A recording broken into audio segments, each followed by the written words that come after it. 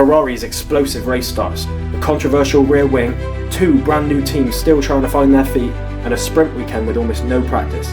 The Chinese Grand Prix might be one of the most unpredictable races of the season, but there's one technical detail that could decide the race before turn 1, how teams manage that turbo at the start, and if Australia was anything to go by, Ferrari may have already cracked it. Let's break down everything you need to know before the Chinese Grand Prix.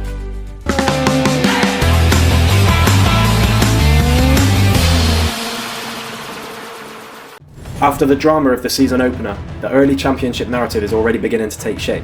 Mercedes arrive in China with momentum after a hugely encouraging performance in Australia. They looked comfortable across the race distance, and perhaps more importantly, they looked consistent.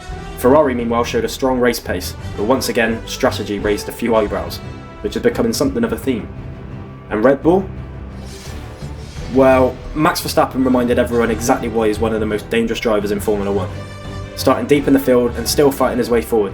But Shanghai presents a completely different challenge, and historically, this circuit has a habit of exposing weaknesses very quickly. Shanghai International Circuit is one of the most distinctive layouts in modern Formula 1. It's a track that combines technical corners with extreme straight line speed, and that combination creates fascinating racing.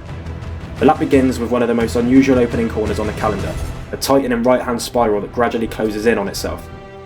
Drivers enter the corner carrying significant speed, but the track tightens as they turn, which means front tyre management becomes crucial immediately. Push too hard here, and you'll pay for it later in the lap. The middle sector is much more technical. This is where balance matters. Drivers need strong traction, good throttle control, and careful tyre management. It's a section that rewards patience rather than aggression. But the defining feature of Shanghai is this, the enormous back straight. At over a kilometre long, it's one of the longest straights in Formula 1. And that means one thing, overtaking opportunities. Drivers arrive at the hairpin after heavy braking, which is the best passing opportunity on the circuit, and is where we often see the biggest move during the race. The final corner is deceptively tricky. It's long and tightening, which makes throttle control extremely important. Get the exit right, and you carry speed all the way down the main straight. Get it wrong, and the car behind you will be extremely interested. This weekend also follows the sprint format, and that changes everything. Teams only get one practice session before heading straight into sprint qualifying, so if a team gets the setup wrong, they don't have much time to fix it. Saturday begins with the sprint race, short, aggressive, and usually slightly chaotic. Drivers know there are points available, but very little time to recover from mistakes. In other words, expect a few bold moves. One of the biggest talking points from the opening race weekend was Ferrari's race starts. Both Ferraris launched incredibly well off the line, jumping ahead of rivals before the first corner. But those starts are about more than just driver reaction time. They're also about how teams manage the new hybrid power units. Under the new power unit regulations introduced by Formula 1, race starts have become far more complicated. These engines now rely heavily on both electrical power and turbocharged combustion, but the turbocharger needs time to build pressure, which means drivers must carefully manage how they apply the throttle when the lights go out. If they apply power too aggressively, the engine bogs down. If they're too cautious, they lose positions immediately, and Ferrari appear to have mastered that balance, which could make the race start incredibly important this weekend. Ferrari's rear wing has also become a talking point. They're expected to debut one of 3 versions of their new Macarena wing, potentially giving the car a huge aerodynamic advantage, and as you can see by this graphic, this could upset the airflow back to trailing cars. Ferrari insists everything is completely legal, but the FIA is watching closely, and in Formula 1, when one team finds something clever, the rest of the grid usually starts paying attention. The new cars have already sparked debate among drivers. Max Verstappen summed up the experience bluntly. Sometimes it feels like Formula E, but on steroids. The comment reflects concerns about how much energy management now influences racing. Meanwhile, world champion Lando Norris has also voiced concerns about the regulations. The 50-50 split just doesn't work. Under the new rules, roughly half the car's power comes from electrical energy, which means drivers must carefully manage battery deployment throughout the lap. And on a circuit with one of the longest straights in Formula 1, that becomes extremely important. Former Renault driver and analyst Jolyon Palmer believes Ferrari may not be waiting long for a victory. Palmer recently said, "It feels like Ferrari are going to win a race pretty soon, and based on the pace they've already shown, China could be a very good opportunity, if they can get the strategy right." This season also marks a major moment for Formula 1.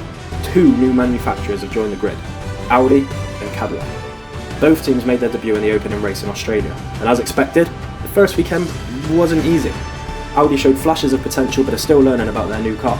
Cadillac, meanwhile, are focusing heavily on reliability. For both teams, China represents another opportunity to collect data and to make improvements.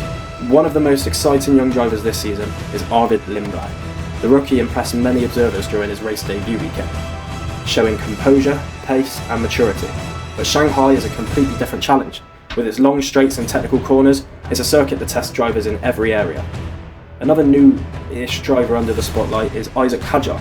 The French driver showed promising speed early in the season. The French driver showed promising speed in the first race, but reliability issues have already caused frustration. China will be an important opportunity for him to reset and demonstrate his potential over a full race distance. Mercedes currently look extremely competitive. Ferrari clearly have pace. Red Bull remain dangerous.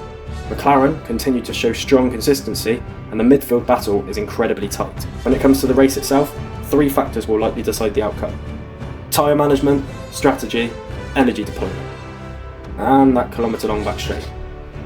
So, moving on into my predictions for the race. I believe that the pole position sitter will be George Russell. I think his pace over a 1 lap is superior to anybody else's on the grid. His car is the best, and he's just got that little bit more experience than his partner, Kimi Antonelli. My sprint race winner is also George Russell. I believe that on a short race where there's limited laps and that killer speed he's got, I think this one goes to George. And the overall race winner may surprise you, but I've gone with Lewis Hamilton. I believe that this is his opportunity to get his first race in the new red colours. Let me know your predictions for the Chinese Grand Prix in the comments, and subscribe to the Pitwall for full post-race analysis after the checkered flag. See you next time.